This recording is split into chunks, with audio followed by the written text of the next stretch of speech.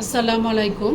তো আমি আপনাদেরকে আগের ভিডিওতে আমি পশ্চার সম্পর্কে জানিয়েছিলাম যে হ্যাঁ, মানুষের যেই কোনো অবস্থাটা যে শুয়ে বসে বা আপনি ঝুলন্ত অবস্থায় যেমন অবস্থায় থাকেন সেটাকে এক পশ্চার বলে। কিন্তু আমাদের এই সঠিক পশ্চারটা আমাদের মেনটেন করতে হবে, কারণ আপনি অবশ্যই আপনার পশ্চারটাকে কমফোর্টেবল রাখবেন।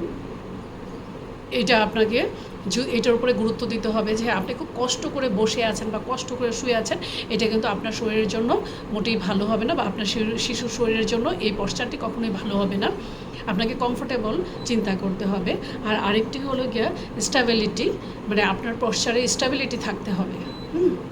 কারণ আপনি যেমন তেমন করে বসলে কিন্তু আপনার এই স্টেবিলিটি ব্যাপারটি আপনি পাবেন না।